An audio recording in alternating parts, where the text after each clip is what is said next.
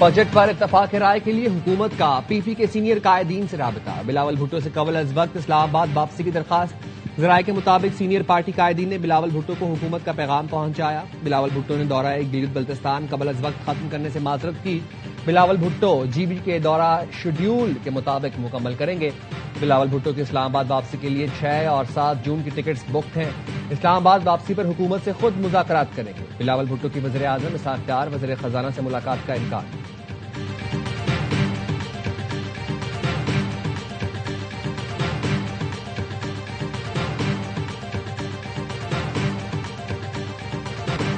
مالی سال 2026-27 کا بجٹ 290 روپے فی ڈالر ریٹ پر تیار کیا جائے گا۔ ذرائع کا کہنا ہے آئندہ مالی سال کے لیے ڈالر ریٹ رواں مالی سال کی سطح پر برقرار رکھا گیا ہے۔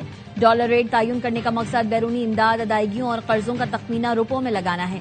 آئندہ مالی سال کے لیے مقرر ایکسچینج ریٹ میں مقامی کرنسی مستحکم ہونے کے باعث سرمایہ کاری کا رجحان بڑھے گا۔ ترسیلات زر میں اضافہ، کرنٹ اکاؤنٹ، بیرونی ادائیگیوں کا دباؤ کم ہونے سے روپے کی قدر میں استحکام رہا ہے۔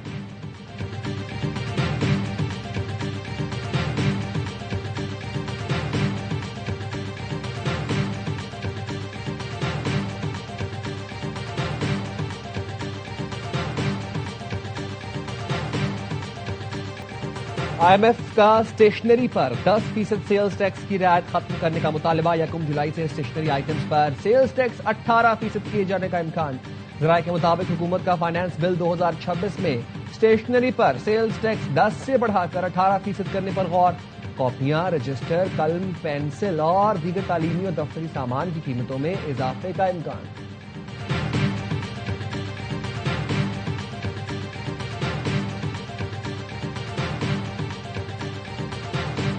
If you want to call it a war or if you want to call it a military operation, you cannot let Iran have a nuclear weapon. And everybody agrees to that, no matter almost everybody. I'd like to see if we make a deal. But if we make a deal, it's possible that I would meet him. I haven't really heard too much about it. I didn't suggest it, but some people have suggested it. If it happened, it would happen. I'd be respectful. Iran سے deal کے بغیر بھی افزودہ uranium حاصل کیا جا سکتا ہے۔ ہم اسے بھی حاصل کر سکتے ہیں۔ مجھے نہیں لگتا وہ ہمیں روک سکتے ہیں۔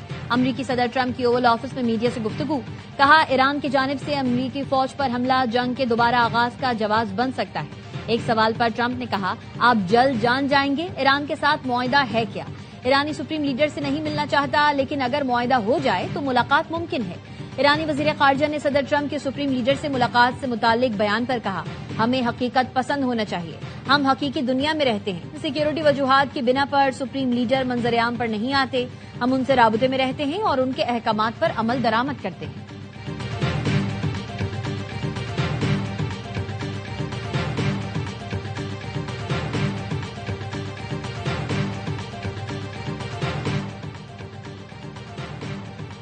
مجوزہ معاہدے کے مسودے میں بعض نکات اب بھی وضاحت طلب ہے۔ ایرانی سپریم لیڈر کے مشیر محسن رضائی کہتے ہیں امریکی صدر ایران پر دباؤ ڈالنا چاہتے ہیں تاکہ تہران ان کی شرائط قبول کر لے۔ ایران کی پیش کی گئی شرائط کو غیر واضح اور مبہم رکھا جا رہا ہے۔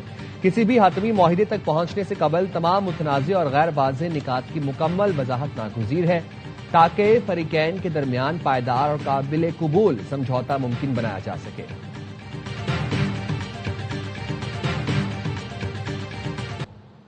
ایرانی سیکیورٹی کمیٹی کے سربراہ اور وائٹ ہاؤس اہلکار میں سوشل میڈیا پر سخت جملوں کا تبادلہ۔ ابراہیم عزیزی اور وائٹ ہاؤس کے deputy chief of staff Janis Conway کے درمیان سوشل میڈیا پر لفظی جنگ چھڑ گئی۔ ابراہیم عزیزی نے ایکس پر میزائل تجربے کی ویڈیو شیئر کی اور لکھا، ہم دیکھیں گے کیا ہوتا ہے۔ جین نے جواب میں لکھا، مصنوعی ذہانت سب جھوٹ ہے، بالکل ویسے ہی جیسے تمہارے زیر زمین بنکرز۔ ابراہیم عزیزی نے طنزاً لکھا، کیا 9000 امریکیوں کا انخلا اور خطے میں تمہارے فوجی اڈوں کی تباہی بھی مصنوعی ذہانت ہے؟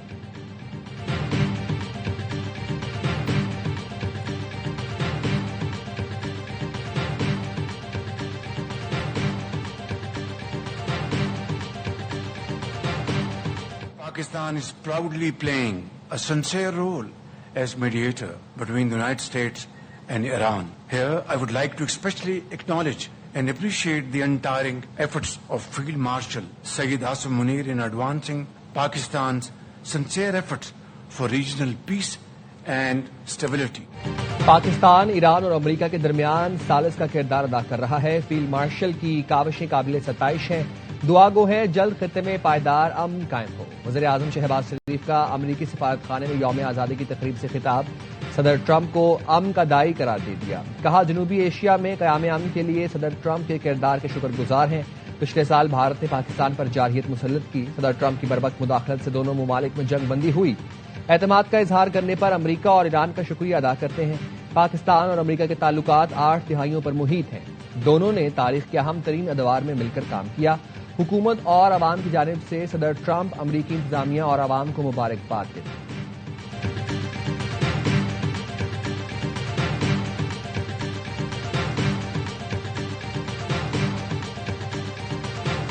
وفاقی وزیر داخلہ محسن نقوی اور ایرانی ہم منصب اسکندر مومنی کی بشکیک میں ملاقات. پاک ایران تعلقات اور خطے کی تازہ ترین صورتحال پر تبادلہ خیال. کشیدگی میں کمی اور داخلی سلامتی کے امور پر بھی گفتگو. وزرائے داخلہ کا خطے کے پائیدار امن کے لیے سفارتی کوششیں تسلسل کے ساتھ جاری رکھنے کی ضرورت پر زور.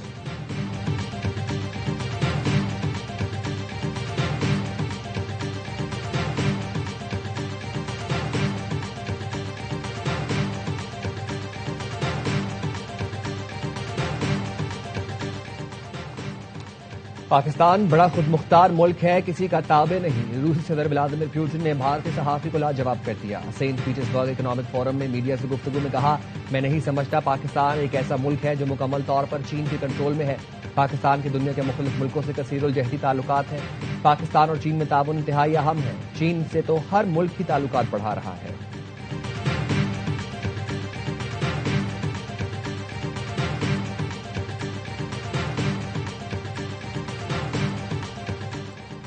بھارت نے ٹیرف لگائے اور امریکہ میں کسی کو بتایا تک نہیں. بھارت نے برسوں امریکہ کا فائدہ اٹھایا. امریکی صدر ٹرمپ کہتے ہیں میرے دور اقتدار سے پہلے بھارت نے امریکی مصنوعات پر خوب ٹیرف وصول کیا. اس وقت امریکہ میں بے وقوف لوگ بیٹھے تھے، اس لیے بھارت نے فائدہ اٹھا لیا. اب ہم نے بھارت پر ٹیرف لگا کر پیسے کمائے.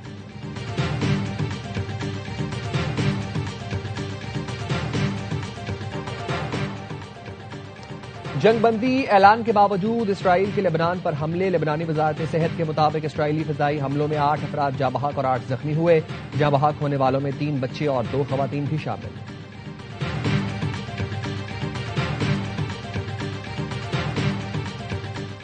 جی بی کے عوام ہمارے ماتھے کا جھومر ہیں، انہیں مایوس نہیں کریں گے. ہم اس علاقے کی محرومیوں کو دور کریں گے. مسلم لیگ نون کے رہنما خواجہ سعد رفیق کا گلگت میں انتخابی جلسے سے خطاب. کہا سیاست دولت کا نام نہیں، خدمت کا نام ہے.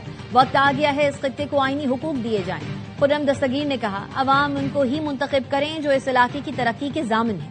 اختیار ولی نے کہا تعلیم، صحت، علاقے کی ترقی مسلم لیگ نون کی ترجیح ہے. ہم گلگت بلتستان کے عوام کی تقدیر بدلیں گے.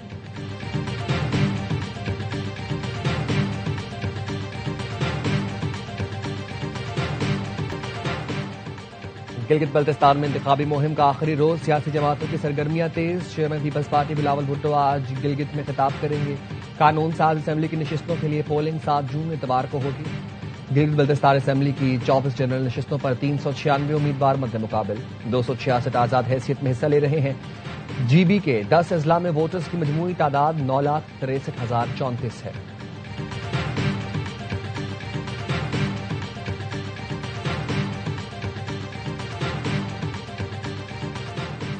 آزاد جموں و کشمیر کے انتخابات 27 جولائی کو ہوں گے. کاغذات نامزدگی 9 سے 19 جون تک جمع ہوں گے. انتخابات فوج کی نگرانی میں ہوں گے. رینجرز طلب کر لی گئی. آزاد کشمیر میں تقریروں اور تبادلوں پر پابندی عائد کر دی گئی.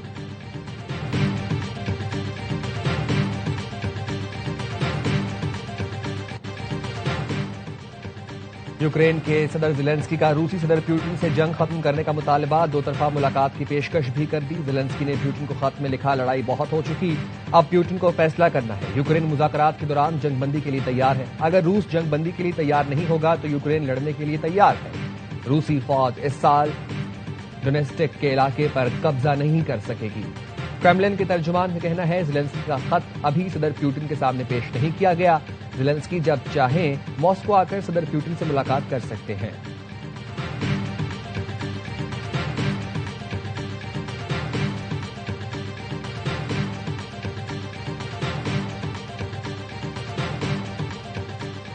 نان فالر کو ٹیکس نیٹ میں لانے کے لیے اقدامات کرنا ہوں گے. سب ٹیکس دیں گے تو سب کے لیے ٹیکس کا دائرہ بھی کم ہوگا.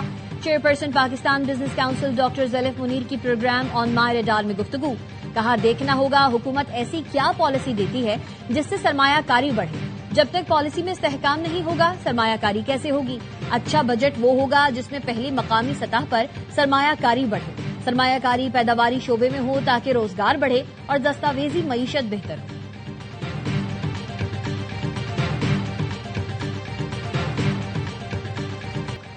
بلوچستان میں پیٹرول کی قلت کی افواہوں کے پیچھے ایندھن مافیا ملوث نکلا. رعایتی پیٹرول بلوچستان پہنچانے کے بجائے کراچی ہی میں فروخت کیا جاتا رہا. بلوچستان کے عوام کو ایران سے اسمگل شدہ پیٹرول فروخت کرتے رہے. گوادر کے قریب کنتانی روٹ سے ایران کی چابہار ریفائنری کا اسمگل شدہ پیٹرول آتا رہا. پورا نیٹ ورک جرائم پیشہ اور دہشت گرد عناصر کے ہاتھوں میں رہا. قانون نافذ کرنے والے اداروں نے اب یہ راستہ بند کر دیا. ریاستی اقدامات پر ایندھن مافیا اور دہشت گرد عناصر افواہیں پھیلانے لگے. پیٹرول 600 روپے فی لیٹر کی کہانیاں گڑھیں. سوشل میڈیا پر سڑکیں غیر محفوظ ہونے کا واویلا مچایا. مقصد ناجائز کاروبار کے لیے کنتانی روٹ دوبارہ کھولنا ہے. توانائی اور سیکیورٹی ماہرین کا کہنا ہے حکومت ایندھن مافیا کے دباؤ میں نہ آئے، غیر قانونی روٹ بحال نہ کرے. کراچی سے قانونی سپلائی چین مضبوط کرنا ہوگی.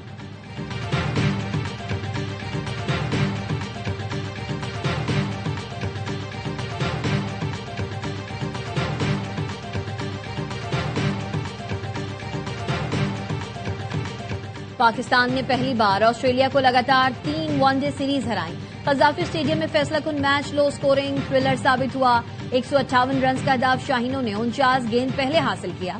بابر اعظم 40، شاداب خان نے 19 رنز کی ذمہ دارانہ اننگز کھیلی. معاذ صداقت نے 27 اور عبدالصمد نے 18 رنز کا حصہ ڈالا. آسٹریلوی ٹیم پہلے کھیل کر پاکستانی سرزمین پر اپنے کم ترین ٹوٹل پر آؤٹ ہوئی. کپتان شاہین شاہ افریدی 3 وکٹوں پر player of the match. Arafat Minhas series کے بہترین کھلاڑی قرار پائے. قومی ٹیم کے کپتان شاہین شاہ افریدی کا کہنا تھا بلے بازوں کے لیے کنڈیشن آسان نہیں تھی، کامیابی میں پوری ٹیم نے اپنا حصہ ڈالا.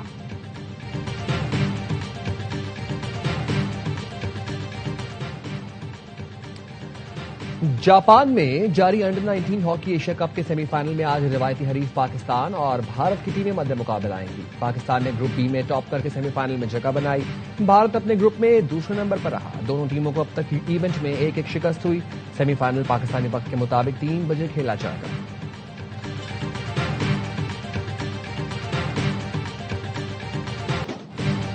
مجوزہ تعلیمی اصلاحات کے خلاف برسلز میں پرتشدد احتجاج. مظاہرین اور پولیس میں جھڑپیں. شہر کا مرکزی علاقہ میدان جنگ بن گیا. مظاہرین نے توڑ پھوڑ کی. پولیس کی شیلنگ. متعدد مظاہرین گرفتار کر لیے گئے.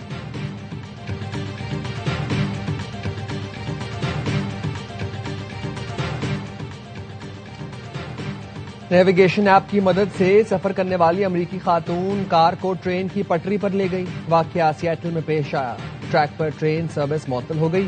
عینی شاہدین کے مطابق خاتون کافی فاصلے تک پٹڑی پر گاڑی چلاتی رہی. پاکستان ماحولیاتی اور موسمیاتی امور پر بین الاقوامی تعاون کے لیے پرعزم ہے. ماحولیات کے عالمی دن پر صدر آصف علی زرداری اور وزیر اعظم شہباز شریف نے اپنے پیغامات میں کہا پاکستان موسمیاتی تغیر کے اثرات سے سب سے زیادہ متاثر ممالک میں شامل ہے. صدر آصف علی زرداری کا کہنا تھا موسمیاتی تبدیلی صحت، معیشت اور خوراک کے لیے بڑا خطرہ ہے. جنگلات کے تحفظ اور حیاتیاتی تنوع کے فروغ کی ضرورت ہے. قابل تجدید توانائی کے منصوبوں کو تیز کرنے پر توجہ دینی چاہیے.